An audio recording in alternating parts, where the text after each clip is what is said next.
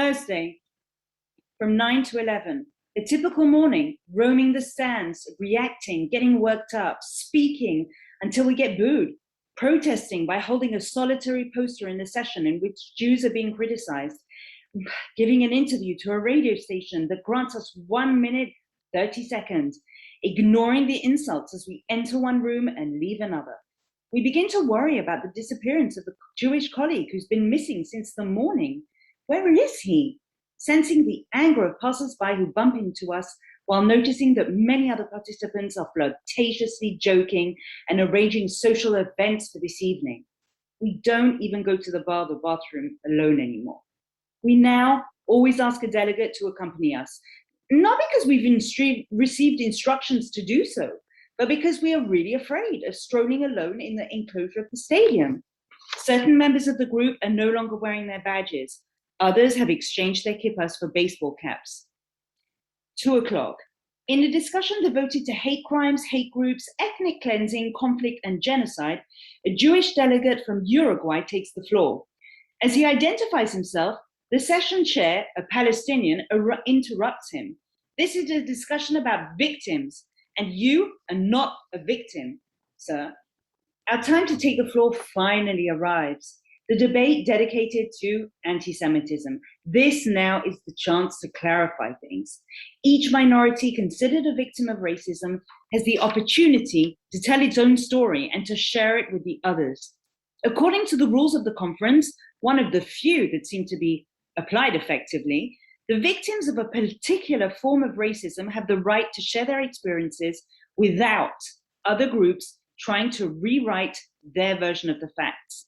A group of experts explain the historical roots of anti-Semitism and then detail its contemporary forms. There is more and more noise in the room. People call for silence.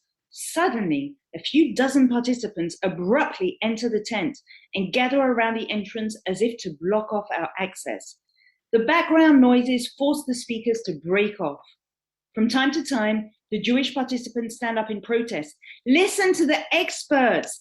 Please respect the speakers. The discussion quickly shifts from its objectives. In the room, some people stand up. After the Shoah, how can you inflict on the others the same suffering that you have been subjected to? They criticize the Jews, former victims who, as soon as they were freed, became executioners themselves. Revisionists are also in the room. They have come to correct or rewrite history. For them, the belief that 6 million Jews perished in the Holocaust is pure fiction. The Jewish lobby invents these kind of stories in order to inflict guilt upon the entire world. It's a conspiracy, meticulously designed to make the world acquiesce to the Jewish desire to dominate the globe. Other voices in the audience assert that any Israeli action against the Palestinians must also be considered anti-Semitic acts. They call for the condemnation of the Israeli anti-Semitism practiced against the Palestinians. Moreover, Arabs are also Semites and thus must appear among the victims of the Holocaust and must be also compensated, they explain. This implies that the Jew not only colonized Palestine, but worst, colonized the words and concepts by appropriating the term anti-Semitism. Such anti-Semitism expressed through anti-semantics, where history is reinvented through the appropriation of terminology. Right at this moment, dozens of people behind the entrance mount an assault. They storm into the tentive room and scream at the top of their lungs, "You are all murderers! You have Palestinian blood on your hands!" They approach us as we gather at the center of the room around the table where the panelists are seated. Panic drives some to run away. "You don't belong to the human race. Chosen people? You're accursed people. I won't speak to you as long as you do not remove this thing," a man yells at David, who was wearing a kippah. The assault continues. "Why haven't the Jews taken responsibility for killing Jesus? They have sucked our blood all these years. We don't want you here. Jews don't belong in Jordan. Jews don't belong in Israel. I believe in the Jewish state en masse, yeah?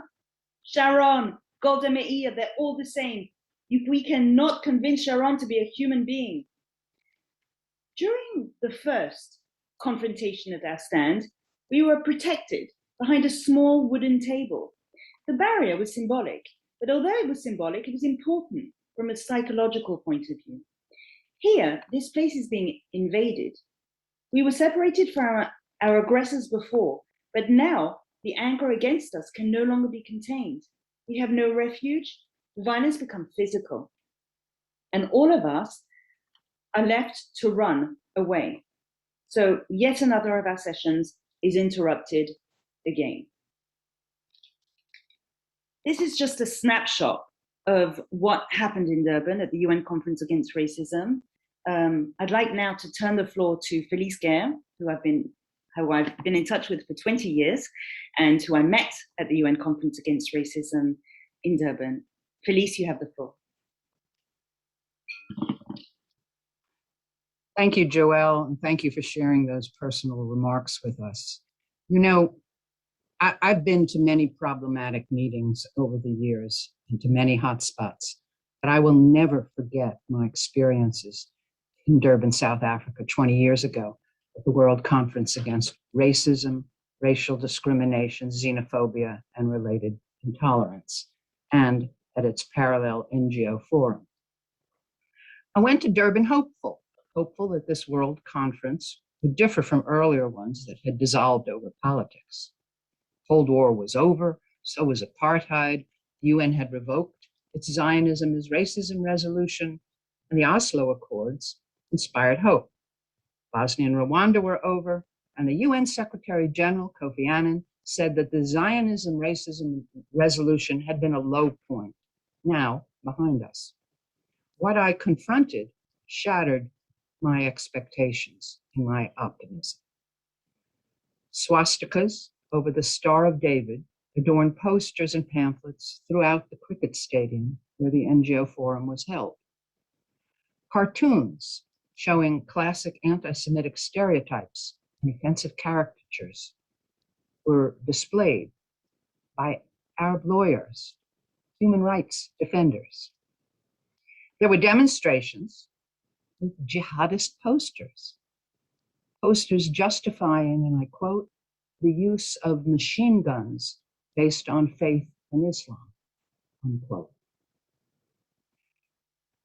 A handbill was widely distributed with a picture of Adolf Hitler.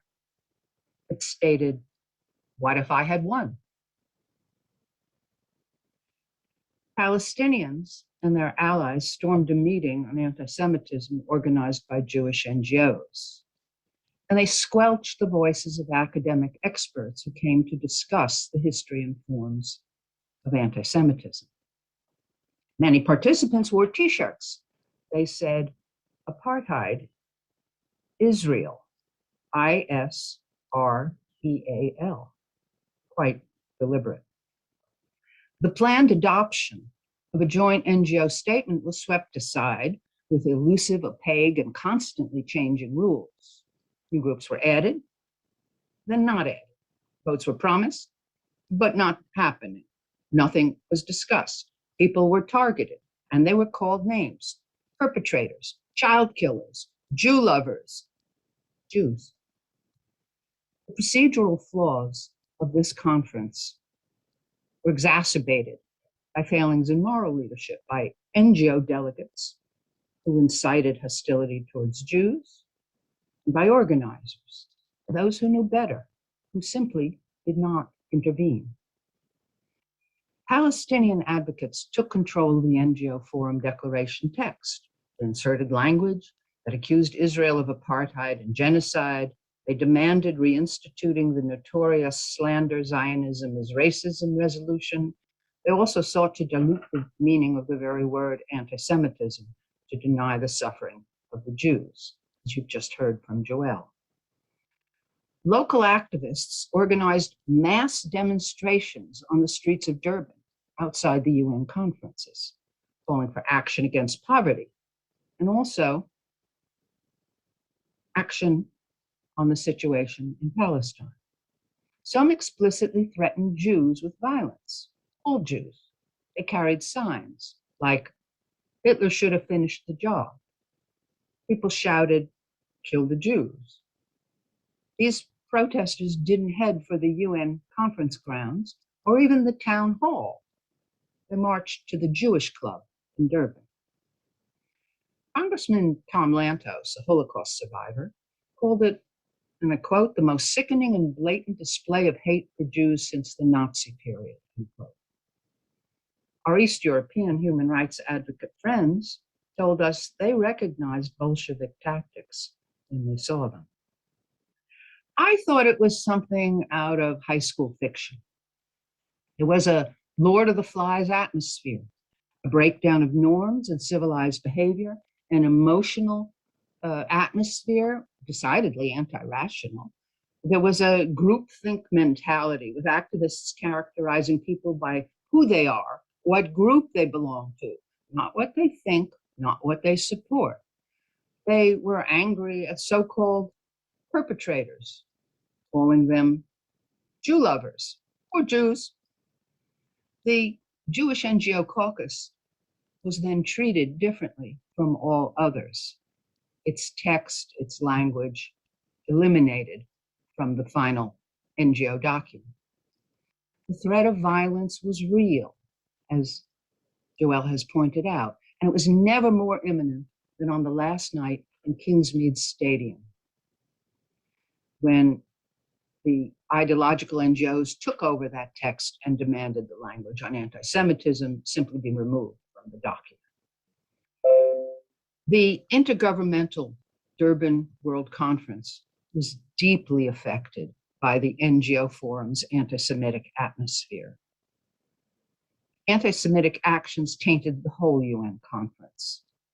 Durban categorized the Israeli-Palestinian conflict as racial rather than political. And it was the only conflict mentioned at all. The head-on collision at Durban left Jewish advocates as victims. Israel too. But Durban's other victim was the global struggle against racism and intolerance. Rather than uniting the international community to fight against these evils, Durban deeply divided it.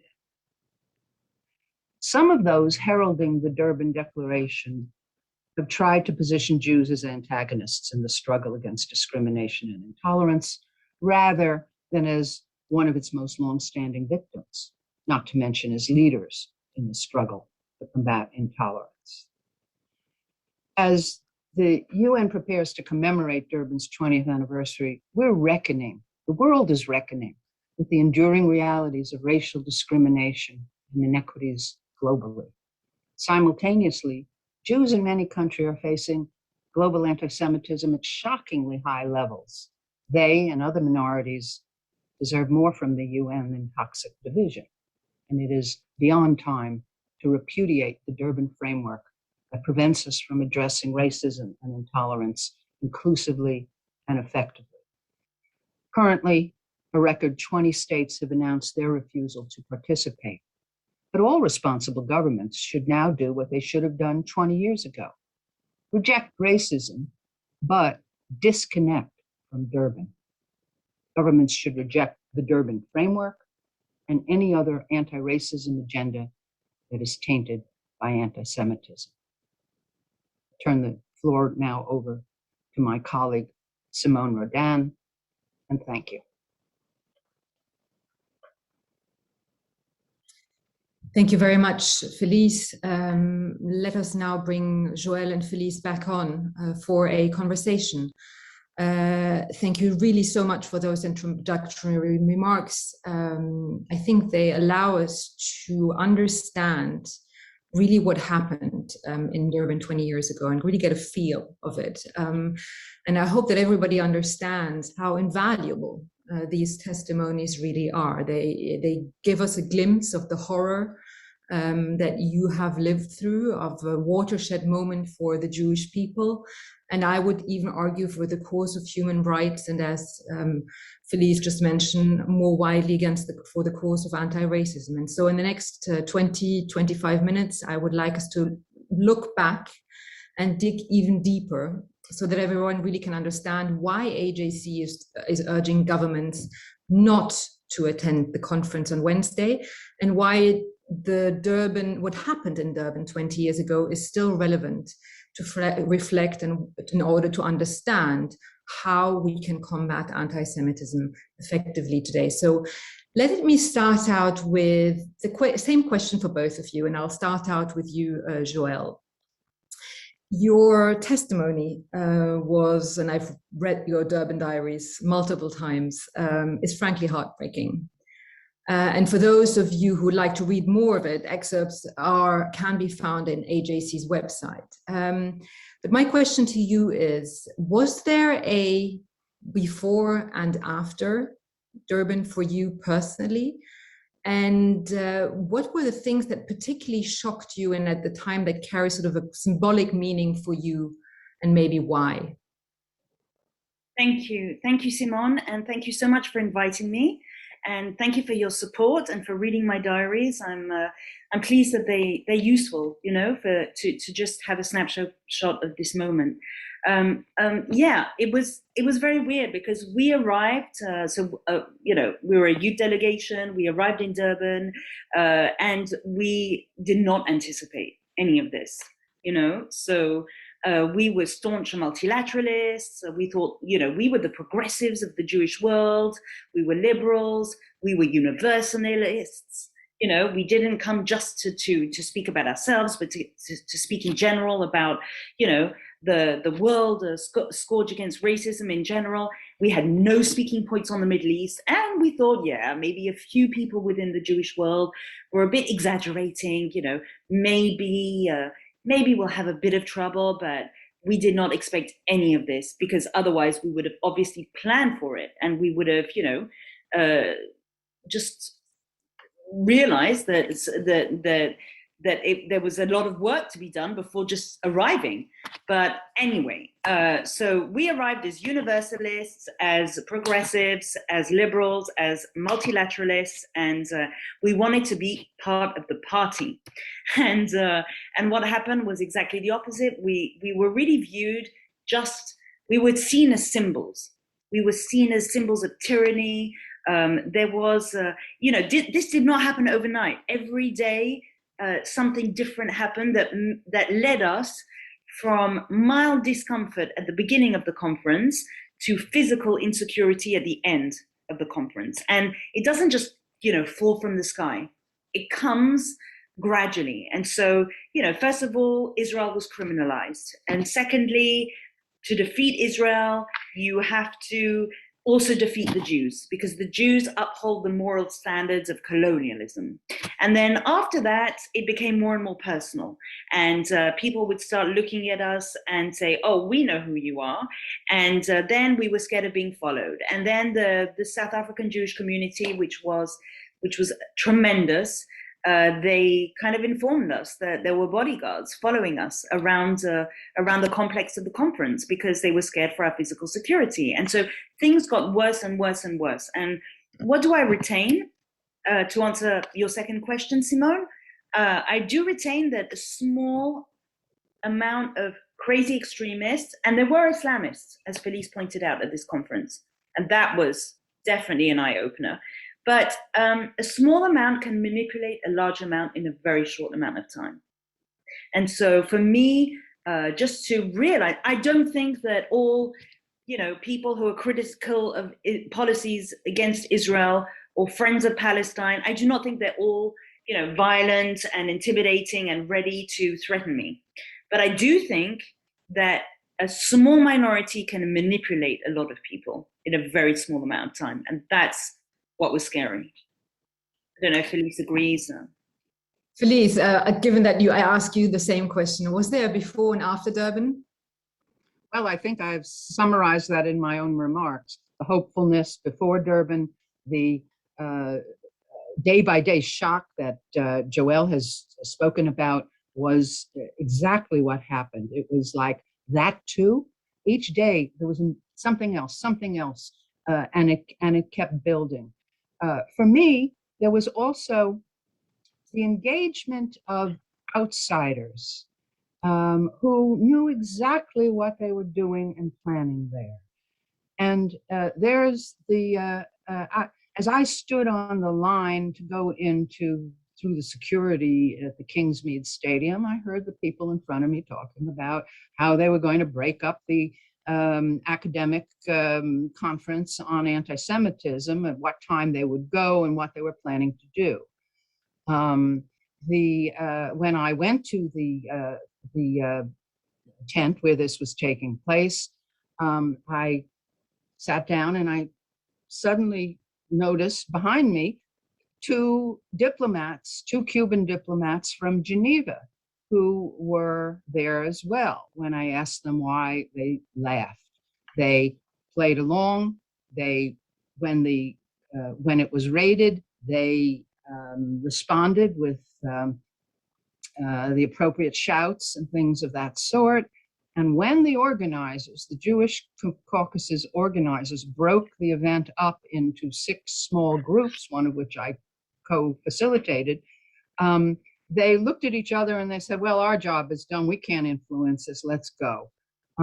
The role of the Cubans from the beginning of the conference, during the conference, and now after the conference, you'll remember Fidel Castro addressed the NGO forum at the end for 2 hours. And the only state that's had a head of state that spoke at Durban, and that's that's scheduled to speak this week, other than South Africa, the host, is Cuba.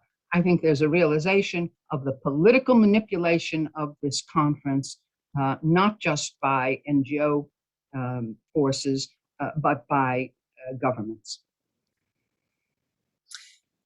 Joëlle, the second Intifada, Durban, September 11th, which happened just a few days after the Durban conference, all of these 3 events in a row have had severe and dire consequences for European Jewry, especially. As the leader of the European Union of Jewish Students at the time, what were really sort of your main concern? What were the inner debate amongst, as you said, progressive young Jews?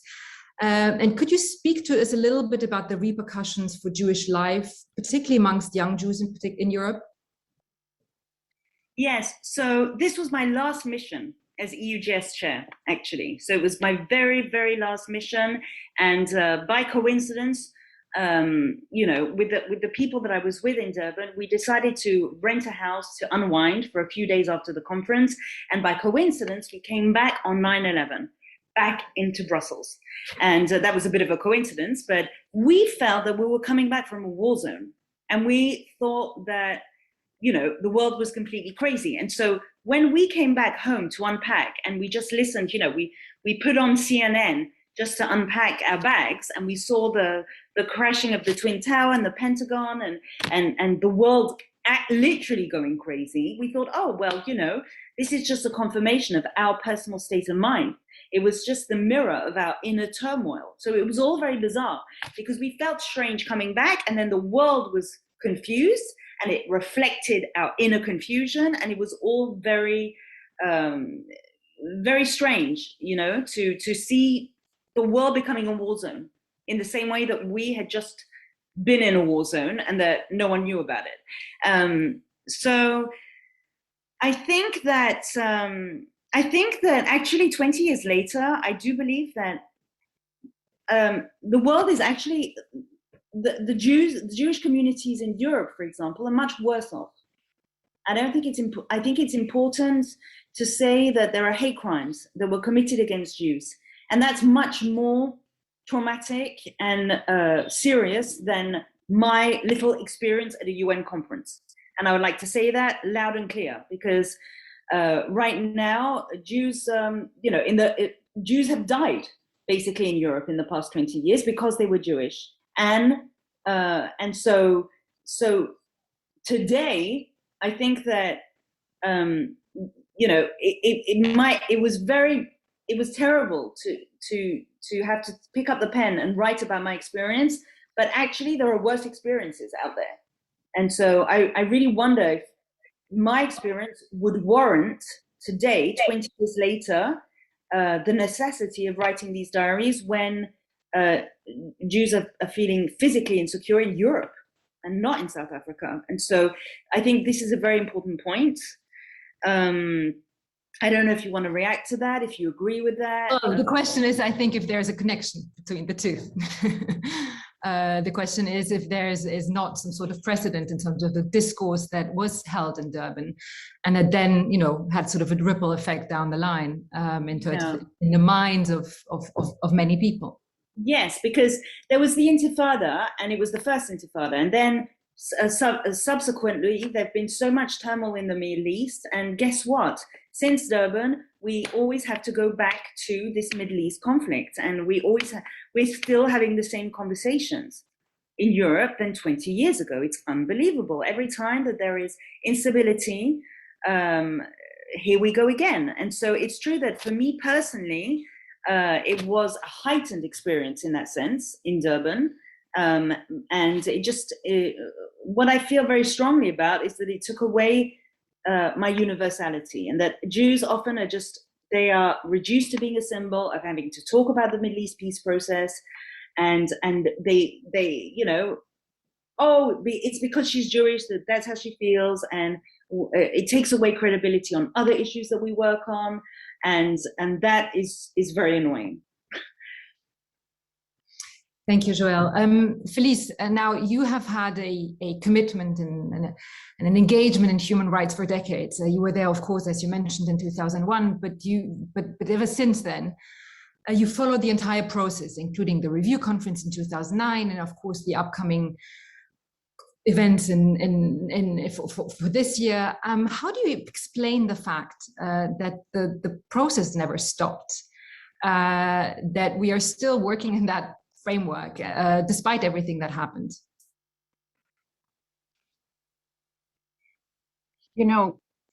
It's a curiosity, because after Durban, if you said, as one United Nations official did, that it was controversial, they would be shouted down. She was insulted and slurred for having even used the word controversy. But suddenly, in the years that followed, curiously, 8 years after Durban, there was the request for a review conference. Why 8 years? The UN doesn't recognize things 8 years, maybe 5 years, 10 years, 20 years, 25 years, 8 years. It was deliberately done as a way to express annoyance and anger over the over what was going on after 9/11 in the war against terrorism. Somehow this was brought back to smack the US, the Israelis, Jews, whomever. And then there was and who was brought to that conference? Anyone who wanted to come. Who came? The head of state, the only head of state that came to that conference was Ahmadinejad from Iran, who, when he stood up and started with his Holocaust denial language, provoked a walkout from the entire European Union group. Why does the conference continue? The cause of racism and fighting racism is enormously important, and it's extremely important in the United Nations, where, after all, the majority of member states today have experienced a decolonization since in the 60s and 70s and since. And so they see this not only as morally correct, but as politically very important to them.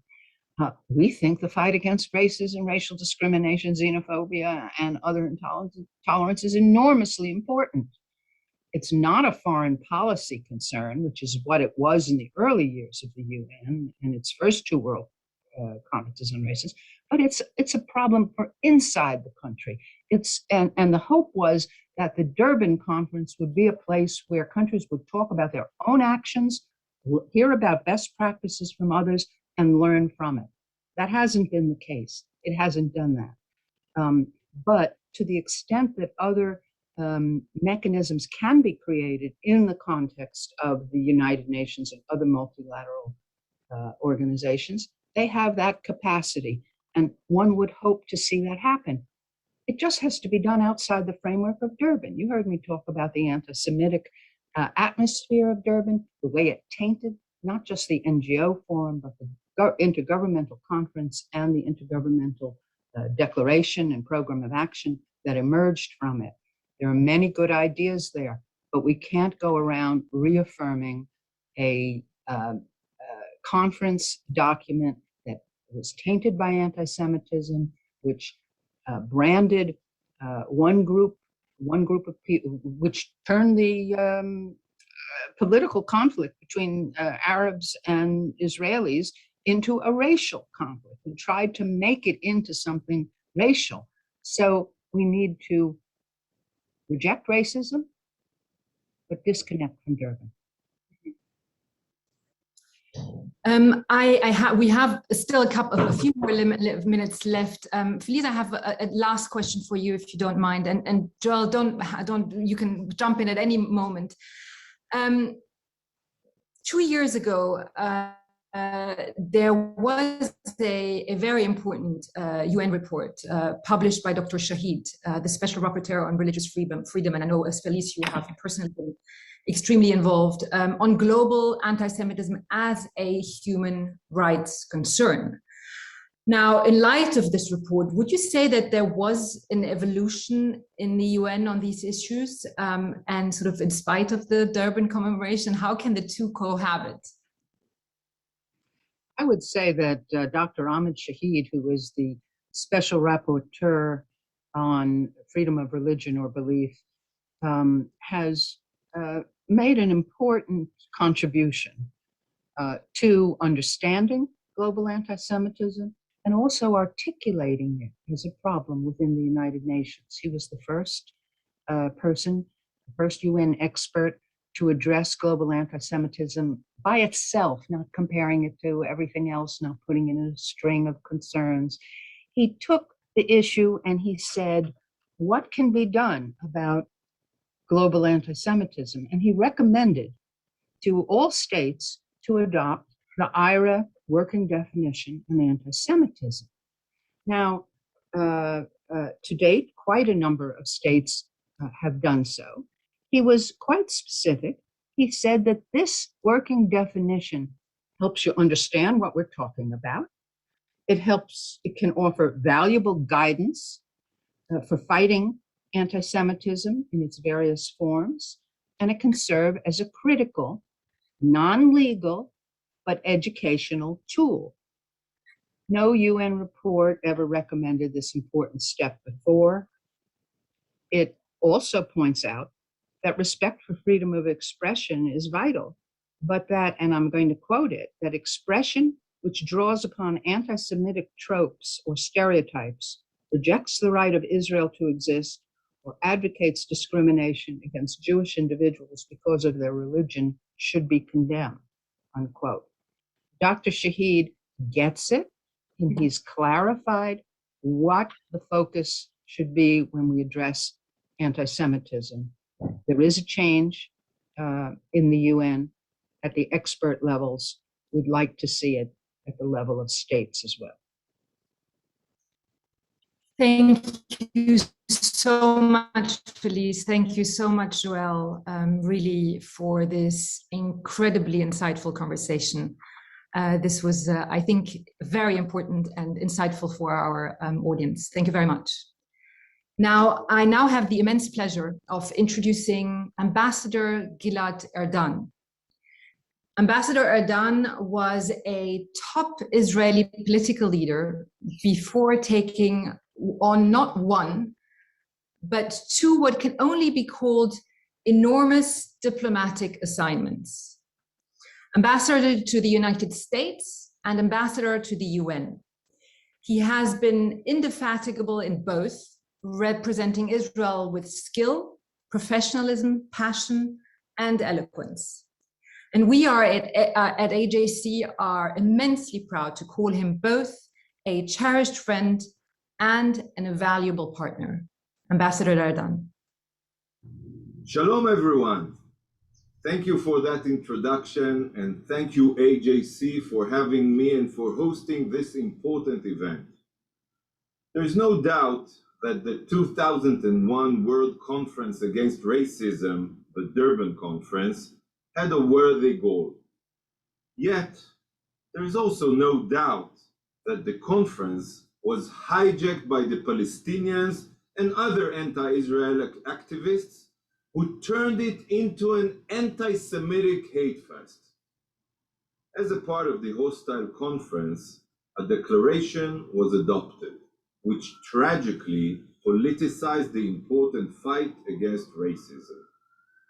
The declaration intentionally references the Palestinians under the section of victims of racism, which is otherwise made up of broad categories: people of African and Asian descent, indigenous peoples, migrants. This is the only specific conflict mentioned. Rather than address true examples of widespread racist atrocities, the declaration attacks the Jewish state. These events crystallized what we have long known to be true: anti-Zionism is anti-Semitism. Unfortunately, too many countries failed to speak out then, and too many refuse to do so today.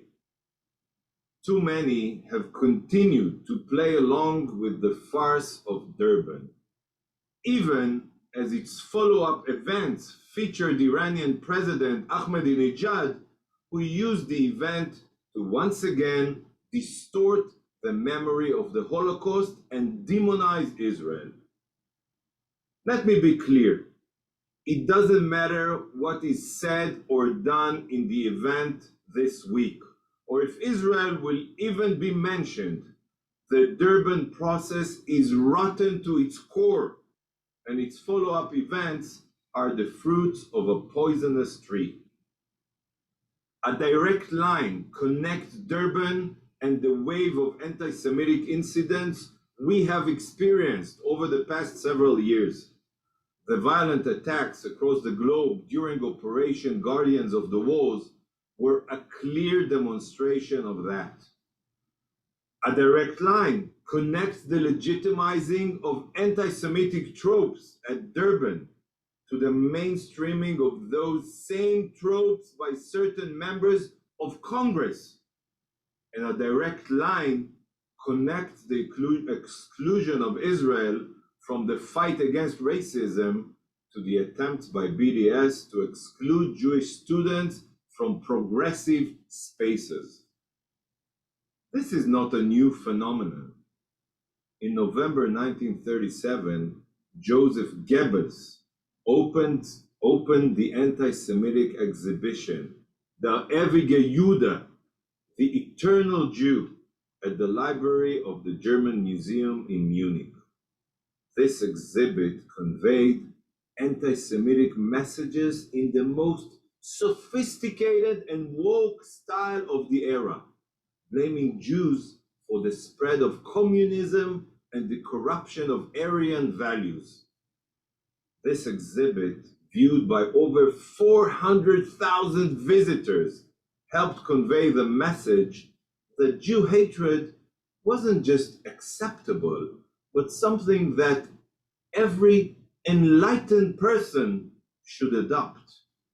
In some ways, Durban was the Der Ewige Jude exhibit of the new anti-Semitism. The demonization of Israel is not only dangerous for the Jewish state, it is also dangerous for the Jewish people. No country that cares about the safety of its Jewish citizens should be participating in the commemoration of the Durban event.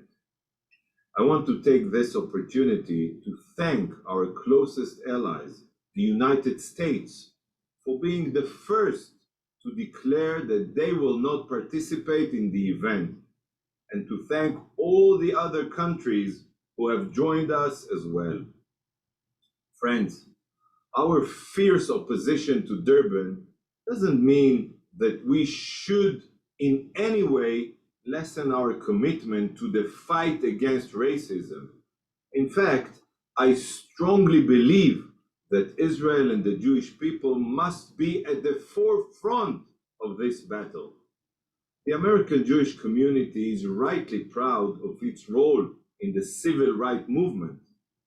Israel is proud of our diverse, vibrant, modern democracy, and we will continue to work tirelessly to eliminate all manifestations of racism in our society and to be a clear moral voice in the international arena against all forms of racial hatred. Despite the many challenges we face, I know that the Jewish people and the state of Israel are strong. Our resilience can overcome any challenge. I want to thank you all for the part you play in making us stronger. May this new year bring us all health, happiness, and success. Thank you from the bottom of my heart. Thank you, Ambassador Erdan. Thank you once again, Joëlle and Felice, for sharing with our audience your insights and thoughts. This program was, I believe, extremely enlightening and makes it clear the extent to which Durban really was a turning point. It was a turning point for the mainstreaming and internationalization of a new form of anti-Semitism that places Israel and Zionism at its heart. It was a turning point in the perversion of a certain form of anti-racism, of which we can see the stigmas until today, which, among other things, leads to not only excluding Jews as a minority, but actually making them a target.